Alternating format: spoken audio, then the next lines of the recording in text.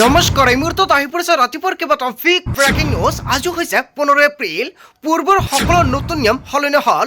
নতুন নিয়মেৰে সংগ্ৰহ কৰক অৰুণোদয় আঁচনিৰ টকা। ৰাজ্যৰ মুখ্যমন্ত্ৰী হিমন্ত বিশ্ব শৰ্মাই কৰিছে বৃহৎ ঘোষণা। যদি আপুনি চৰকাৰী কৰৰ বাবে জিৰ'ডিং কৰিছে চৰকাৰী কৰ টকা নাপাব। চৰকাৰী কৰক লৈ নতুনকৈ সিদ্ধান্ত গ্ৰহণ কৰিছে কেন্দ্ৰীয় চৰকাৰৰ ফালৰ পৰা। আত্মসহায়ক প্ৰতিজন মহিলাৰ বেংক একাউণ্টত 10,000 টকা প্ৰদান নকৰে। যিসকলে 10,000 টকা পোৱা নাই সেইসকলে হিতাধিকাৰীৰ একাউণ্টত ডাইৰেক্ট 35,000 টকা প্ৰদান কৰিব। ৰাজ্যৰ মুখ্যমন্ত্ৰী হিমন্ত বিশ্ব শৰ্মাই ফেচবুক লাইভযোগে কৰিছে বৃহৎ ঘোষণা।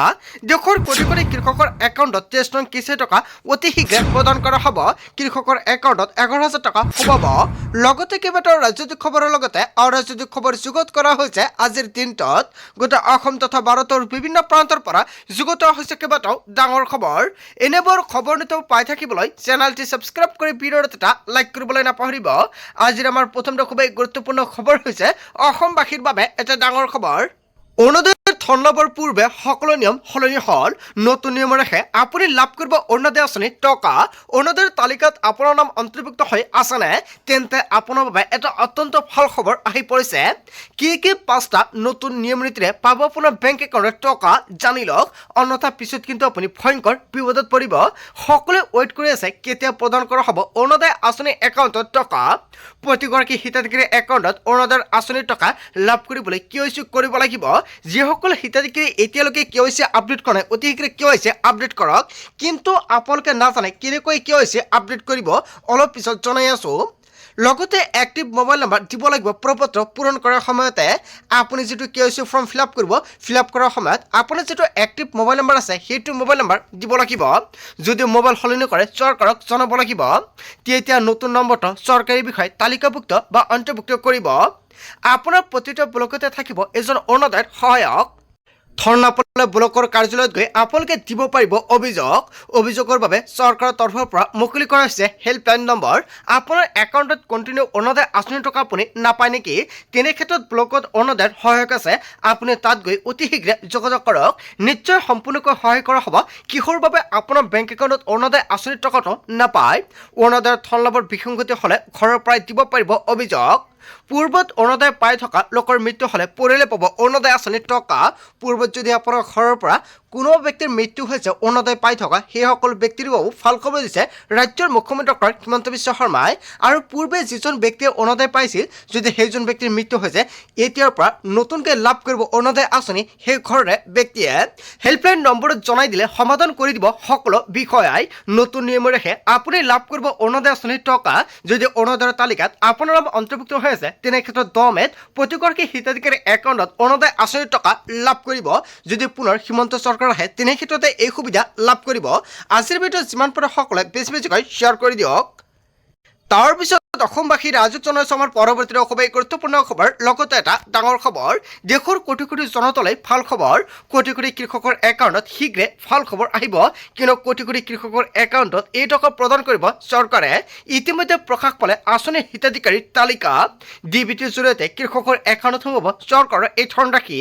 এতিয়া দেশৰ কোটি কোটি কৃষকৰ একাউণ্টত DBTৰ মাধ্যমতে চৰকাৰী টকা প্ৰদান কৰিব। আপোনাৰ কৃষকৰ একাউণ্টত DBT লিংক হৈ আছে নে নাই অতি শীঘ্ৰে এবাৰ চেক কৰক। যিসকল কৃষকে KYC কৰিছে সেইসকল কৃষকে লাভ কৰিব চৰকাৰী ধন। অসমৰ প্ৰায় 18 লাখৰো অধিক কৃষকে লাভ কৰিব চৰকাৰী ধন। অতি সহজতে তালিকাত চাব পাৰিব আপোনাৰ নাম আছে নে নাই। pmkisan.gov.in ৱেবছাইটত গৈ কেনেদৰে চাব নিজৰ নাম। ৱেবছাইটত ক্লিক কৰি নিজৰ জিলা ব্লক গাঁও আপুনি টাইপ কৰক। ইয়াৰ পিছতে গেট ৰিপৰ্ট অপশ্যনত ক্লিক কৰিলে ওলাব আপোনাৰ নাম। তালিকাত নাম নাপালে ফোন কৰক হেল্পলাইন নম্বৰত। হেল্পলাইন নম্বৰটো হৈছে 1526 অথবা 01124300606 নম্বৰতো দিব পাৰিব অভিযোগ। PM কিষাণৰ ৱেবছাইটত গৈ দিব পাৰিব লিখিত আকাৰৰ অভিযোগ। দেশৰ কোটি কোটি কৃষকৰ বাবে অত্যন্ত ভাল খবৰ আহি পৰিছে। সকলো কৃষকে ৱেইট কৰি আছে কেতিয়া PM কিষাণৰ টকা প্ৰদান কৰা হ'ব। অৱশেষত কৃষকসকলৰ বাবে এটা ভাল খবৰ আহি পৰিছে। 23 নং কিস্তি আপোনাৰ বেংক একাউণ্টত 2,000 টকাৰ নহয় 11,000 টকা লাভ কৰিব। PM কিষাণৰ টকা বৃদ্ধি কৰা হৈছে। আগতে বছৰি 6,000 টকা কেন্দ্ৰীয় চৰকাৰৰ ফালৰ পৰা প্ৰদান কৰা হৈছিল আৰু এতিয়া 6,000 টকাৰ সলনি 11,000 টকালৈ বৃদ্ধি কৰিছে। এতিয়াৰ পৰা কৃষকৰ বেংক একাউণ্টত 2750 টকা লাভ কৰিব। যদি আপোনাৰ নাম PM কিষাণৰ তালিকাত অন্তৰ্ভুক্ত হৈ আছে তেন্তে আপোনাৰ বাবে অত্যন্ত ভাল খবৰ। আজিৰ ভিডিঅ'ত যিমান পাৰে সকলোৱে বেছিকৈ শ্বেয়াৰ কৰি দিব।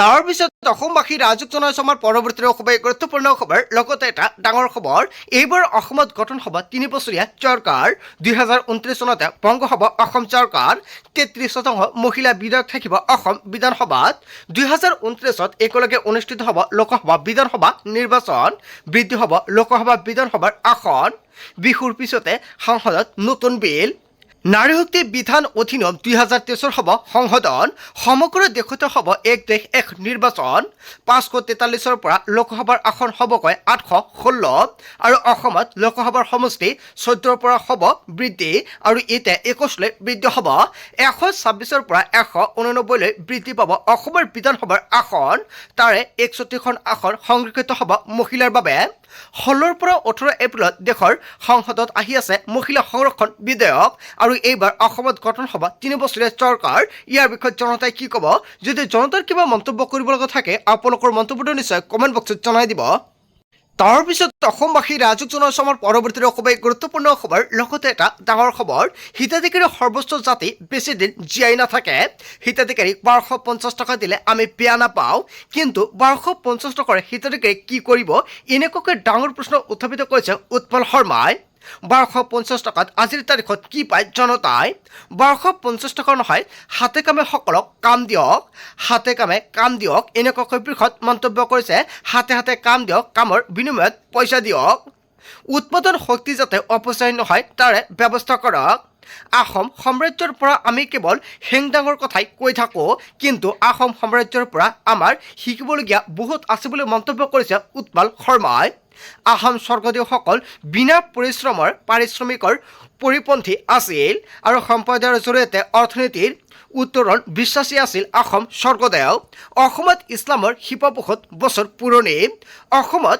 বছৰ বছৰ ধৰি জিকিৰ জাৰিৰ দৰে সমৃদ্ধ পৰস্পৰা আছে কাতি বিহুত তুলসীৰ তলত নাম গাবলৈ ল'ৰা ছোৱালী পোৱা নাযায় আমি সাংস্কৃতিকভাৱে আত্মসমৰ্পণ কৰিছোঁ বুলি মন্তব্য কৰিছে হয় আছুৰ সভাপতি উৎপল শৰ্মাই কেইবাটাও বৃহৎ মন্তব্য কৰিছে সেইবাবে মনোস্তাত্ত্বিকভাৱে আমাক আক্ৰমণ কৰিছে নহ'লে অসমীয়া জীয়ৰীৰ গাত হাত দিবলৈ কাৰো সাহস নাই অসমীয়া মানুহৰ সংযম আৰু অখণ্ডতাক দুৰ্বল বুলি নাভাবিব অন্যথা সেই অহংকাৰ দৰ্পন্ন হৈ যাব বুলি মন্তব্য কৰিছে দৰ্পন্ন হৈ যাব শান্তিপ্ৰিয় অসমীয়া মানুহক জোকাই নল'ব আধিপত্য মনোবলৰ পৰা অসমীয়া ৰাজ আঁতৰি থাকক অথবা জৰ্জ ফিল্ডৰ পৰা উদ্যত ভাষণ আছুৰ সভাপতি উৎপল শৰ্মাই হয় আছুৰ সভাপতি উৎপল শৰ্মাই যিকেইটা মন্তব্য কৰিছে জনতাই কি ক'ব যদি জনতাৰ কিবা মন্তব্য কৰিব লগা থাকে আপোনালোকৰ মন্তব্যটো নিশ্চয় কমেণ্ট বক্সত জনাব তাৰ পিছত অসমবাসী ৰাজক জনাইছে আমাৰ পৰৱৰ্তী খুবেই গুৰুত্বপূৰ্ণ খবৰ লগতে এটা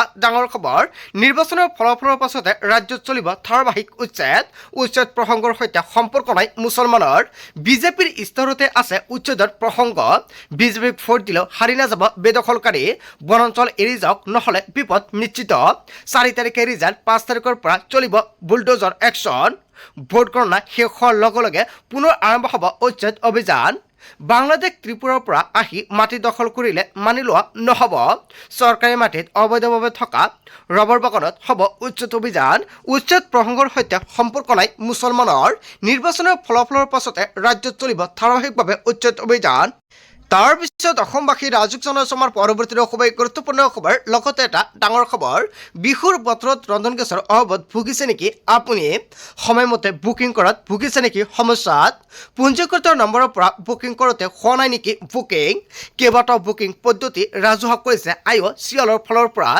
ঘৰে ঘৰে গেছ পাবলৈ কিদৰে কৰিব আপুনি বুকিং IOCLে মুকলি কৰিলে দুটাকৈ বিশেষ নম্বৰ 8927225667 নম্বৰতে মিছ কল দি কৰিব পাৰিব বুকিং আনটো নম্বৰ হৈছে 84549555 আপুনি বুকিং কৰিব পাৰিব এটা মিছ কল দি জনতাক সকাহ দিবলৈ IOCLে বৃহৎ পদক্ষেপ গ্ৰহণ কৰিছে তাৰ পিছত অসমবাসী ৰাজক জনাইছে আমাৰ পৰৱৰ্তী খুবেই গুৰুত্বপূৰ্ণ খবৰ লগতে এটা ডাঙৰ খবৰ যুদ্ধ বিধ্বস্ত ইৰাণলৈ সহায়ৰ হাত আগবঢ়ালে ভাৰতে যুদ্ধ বিৰতিৰ চৰ্চাৰ মাজতে ভাৰতে পালন কৰিলে মিত্ৰতাৰ ধৰ্ম আমেৰিকা ইজৰাইলৰ বিপৰীতে গৈ ভাৰতে দেখুৱালে নিদৰ্শন ইৰাণৰ জনতালৈ 8খনকৈ ট্ৰাকত ঔষধ প্ৰাণ ভাৰতৰ যুদ্ধত আহত ইৰাণৰ জনতাৰ প্ৰতি সহানুভূতি প্ৰকাশ ভাৰতলৈ ধন্যবাদ আৰু কৃতজ্ঞতা জনালে ইৰাণে ভাৰতৰ সহায় ইৰাণে চিৰদিনলৈ মনত ৰাখিব।